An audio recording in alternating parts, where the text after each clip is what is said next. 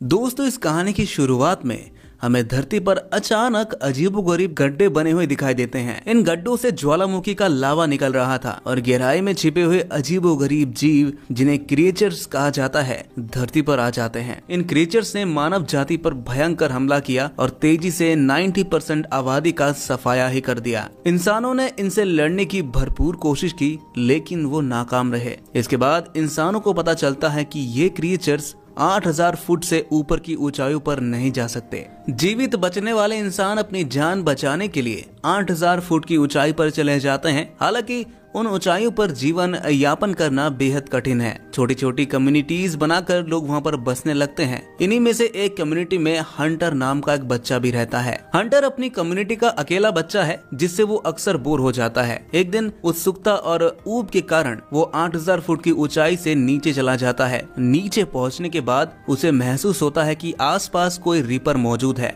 Reaper उसे देखकर हमला कर देता है। भयभीत हंटर अपनी जान बचाने के लिए भागता है और किसी तरह 8000 फुट की सुरक्षा सीमा पार करके वापस ऊपर चला जाता है। जब हंटर के पिता बिल को यह पता चलता है तो वो उसे काफी डांटते हैं। आज के बाद कभी भी नीचे मत जाना भाई, तू मर जाएगा नहीं तो। इन्हीं रीपर की वजह से मैंने तुम्हारी माँ को खो दिया, अब मैं तुम्हें नहीं खो सकता बेटा। अगले दिन हंटर के पिता जो बिल हैं, अपने एक दोस्त के साथ शिकार के लिए निकलते हैं। रास्ते में उनकी मुलाकात प्रोफेसर नीना से होती है। नीना एक साइंटिस्ट है जो पिछले कई सालों से ऐसी गोली बनाने की कोशिश कर रही है जिसे रीपर्स को मारा जा सके। उनके पास रीपर्स की खाल और कवच है, जिन पर वो लगातार अलग अलग प्रकार की गोलियों का परीक्षण कर रही है, लेकिन अब तक वो अपनी कोशिश में सफल नहीं हो पाई। इसी बीच बिल अपने बेटे हंटर के लिए बेहद चिंतित है, क्योंकि उसके पास सिर्फ एक ऑक्सीजन फिल्टर बचा है। उसे मजबूरी में नीचे जाकर नए ऑक्सीजन फिल्टर लाने की जरूरत है, लेकिन ये काम जानलेवा है। दोस्तों, बिल प्रोफेसर नीना से मदद मांगने के लिए उनके पास जाता है। वो उन्हें अपने साथ नीचे जाने के लिए कहता है, लेकिन नीना बोलती मैं नहीं जा सकती। बिल उन्हें समझाने की कोशिश करता है और कहता है कि पहाड़ों के बीच एक माइनिंग का रास्ता है, हम वहाँ से सुरक्षित तरीके से नीचे जा सकते हैं। नीना उसे चेतावनी देते हुए कहती है, जैसे ही तुम 8000 फुट से नीचे जाओगे, तुम्हारे मुंह से निकलने वाला कार्बन डाइऑक्साइड रीपर को तुम्हारे लोकेशन का पता बता देगी। हालांकि बिल अपने बेटे की जान बचाने के लिए किसी भी कीमत पर नीचे जाने का निर्णय ले ही लेता है। जब वो तैयारी कर रहा था तो उसकी दोस्त भी उसके साथ जाने की जिद करती है। आखिरकार वो तीनों साथ में निकल पड़ते हैं। बिल, उसकी दोस्त और प्रोफेसर नीना एक खतरनाक यात्रा पर निकल पड़े हैं। नीचे जाने के दौरान उन्हें पुरानी मिलिट्री गाड़ियां मिलती हैं। ये गाड़ियां 3 साल पहले रिपर से लड़ने के लिए भेजी गई थी, लेकिन रिपर्स ने उन सभी को खत्म कर दिया। यहाँ उन्हें बड़ी मात्रा में हथियार और बारूद भी मिलता है, जिसे वो अपने साथ ले लेते हैं। अब आगे बढ़ते हुए प्रोफेसर नीना उन्हें बताती है कि वो भी इस खतरनाक यात्रा में इसलिए शामिल हुई है क्योंकि उन्हें अपनी लैब में जाकर ऐसी गोली बनानी है जिससे रिपर्स को मारा जा सके। उनके पास एक विशेष कंपास है जो रिपर्स के पास आने पर अलर्ट कर देगा। जैसे ही वो आगे बढ़ते हैं, उन्हें एक जोखिम भरे क्षेत्र का सामना करना पड़ता है। अब अचानक एक रिपर उन्हें देख लेता है और उन पर हमला बोल देता है। बिल और नीना अपनी जान बचाने के लिए लिफ्ट पर चढ़ जाते हैं, जबकि उनकी दोस्त लिफ्ट को चालू करने की कोशिश करती रहती है, पर रिपर उस पर झपट पड़ता है, लेकिन वो ग्रेनेड से हमला करके उसे कुछ समय के लिए धीमा कर देती है। लिफ्ट के ऊपर चढ़ने के बाद रिपर लिफ्ट की केबल को जोर जोर से हिलाना शुरू कर देता है। हालांकि किसी तरह तीनों मिलकर खुद को बचाने के लिए 8000 फुट की ऊंचाई पर वापस लौटने में सफल हो जाते हैं। सभी रात को अपने घर पहुंच जाते हैं। यहाँ प्रोफेसर नीना उन्हें बताती है कि रिपर्स केवल इंसानों को मारते हैं, वो इंसानों को खाते भी नहीं और ना ही किसी जानवर पर हमला करते हैं। ऐसा लगता है जैसे उन्हें खास तौर पर इंसानों को खत्म करने के लिए बनाया गया है। अगली सुबह वो अपने सफर को जारी रखते हैं और टनल्स के माध्यम से नीचे की ओर बढ़ते हैं। जैसे जैसे वो नीचे जाते हैं, रिपर्स का खतरा बढ़ता जाता है। हालांकि प्रोफेसर नीना का कंपास टनल्स के अंदर काम नहीं करता। ये बात वो बिल और उसकी दोस्त से छुपा लेती है ताकि कोई घबराहट न हो। टनल्स के अंदर लगातार बढ़ते हुए बिल, नीना और उनकी दोस्त को एहसास होता है कि उनका रास्ता बंद हो चुका है। उन्हें एक शॉर्टकट लेना पड़ता है जो बहुत ही खतरनाक और चुनौतीपूर्ण है। वो अपनी जान जोखिम में डालते हुए उस रास्ते से गुजरने का ट्राई करते हैं और आखिरी में वो टनल के दूसरे हिस्से में पहुंच भी जाते हैं। जैसे ही वो लोग वहां पर पहुंचते हैं, उन्हें एक रीपर का सामना करना पड़ता है। विल उस पर गोलियां चलाने की कोशिश करता है, लेकिन रीपर की खाल इतनी मोटी थी कि गोलियों का उस पर कोई असर नहीं होता।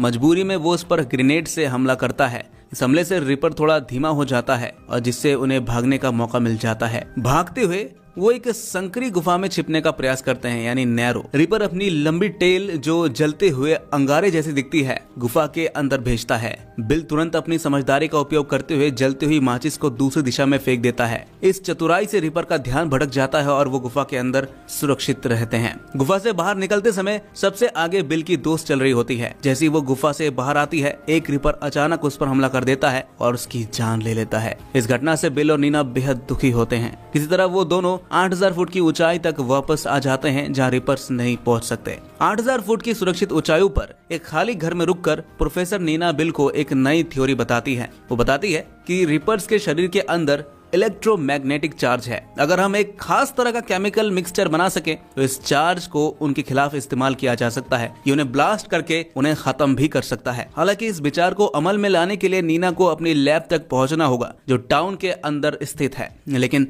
टाउन रिपर से भरा हुआ है। बिल को नीना की इस थ्योरी पर पूरी तरह विश्वास नहीं था।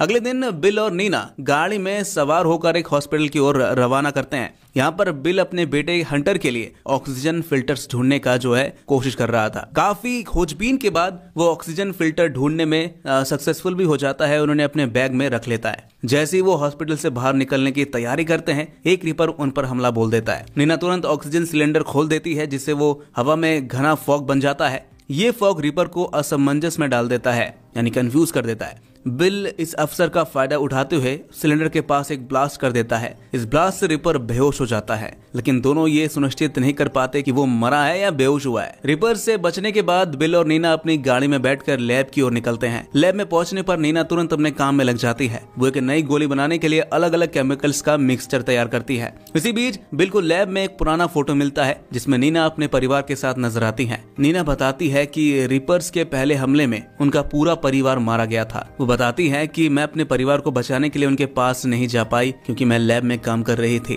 अब मैं उन रिपर से बदला लेने के लिए पूरी तैयारी कर रही हूँ। नीना एक नई गोली बनाकर उस रिपर की खाल पर टेस्ट करती है, लेकिन इस बार भी गोली का कोई असर नहीं होता। नीना निराश होकर बिल से कहती है, तुम जल्द से जल्द हंटर तक पहुंच जाना, उस ऑक्सीजन फिल्टर की सख्त जरूरत है हमें। बिल गाड़ी में बैठकर लैब से निकल जाता है। जैसे वो वहां से निकलता है, एक रिपर लैब में घुस आता है। नीना अपनी आंखें बंद कर लेती है और खुद को अंतिम समय के लिए तैयार करती है। तभी उन्हें एहसास होता है कि उन्होंने कुछ खास केमिकल्स को अब तक ट्राई नहीं किया है। नीना जल्दी से बचे हुए केमिकल्स को मिक्स करती है और उसे नई गोली पर लगाती है। इसी बीच बिल को दिखाया जाता है जो तेज रफ्तार से ऊपर की ओर बढ़ रहा था। अचानक उसकी गाड़ी एक पत्थर से टकराकर पलट जाती है। बिल गाड़ी के अंदर फंस जाता है और बेहोश हो जाता है। होश में आने के बाद वो गाड़ी से बाहर निकलने की कोशिश करता है, पर तभी रिपर की आवाज वो सुनता है। रिपर उसका पीछा करते हुए वहां पर पहुंच जाता है। बिल को समझ में आ जाता है कि अब उसकी जिंदगी का अंत आ चुका है। रिपर बिल के बेहद करीब आ जाता है। बिल को लगता है कि अब उसकी मौत तो निश्चित है। तभी वो गोली की आवाज सुनता है। वो देखता है कि रिपर ब्लास्ट होकर जमीन पर गिर जाता है।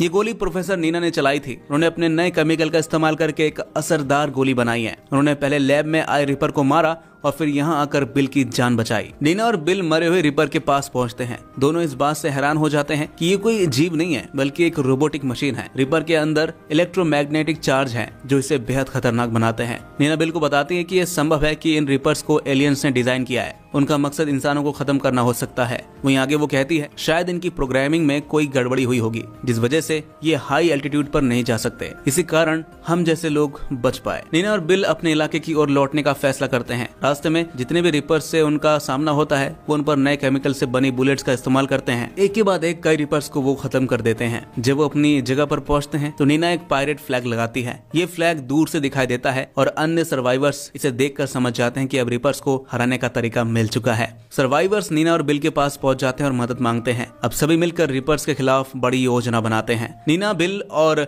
अन्य सर्वाइवर्स मिलकर बड़ी संख्या में बुलेट्स बनानी शुरू कर देते हैं। हर बुलेट को खास केमिकल से कोट किया जाता है जो रिपर्स को खत्म करने में सक्सेस है। अलग अलग जगहों पर ब्लास्ट की आवाज सुनाई देने लगती है। ये संकेत है कि इंसान अब रिपर्स के खिलाफ बड़ी लड़ाई लड़ रहे हैं। कई रिपर्स को खत्म कर दिया जाता है और इंसानों का आत्मविश्वास भी बढ़ जाता है। रिपर्स के खिलाफ इंसानों की जीत के बीच नीना और बिल टेलीस्कोप का इस्तेमाल करते हुए आसमान को देखते हैं। उन्हें 3 हरे रंग के मीटियोर पृथ्वी की कक्षा में प्रवेश करते हुए दिखाई देते हैं। नीना चिंतित होकर कहती है ये संभव है कि ये एलियन शिप्स हों। अब वो खुद धरती पर आ रहे हैं इंसानों को खात्मा करने के लिए। नीना और बिल के चेहरों पर चिंता साफ झलकती है। क्या इंसान इन एलियन से भी लड़ पाएंगे? अपनी राय कमेंट में जरूर बताइएगा दोस्तों। और इस तरह की मूवी एक्सप्लेनेशन देखने के लिए इस चैनल को सब्सक्राइब जरूर कर लीजिएगा।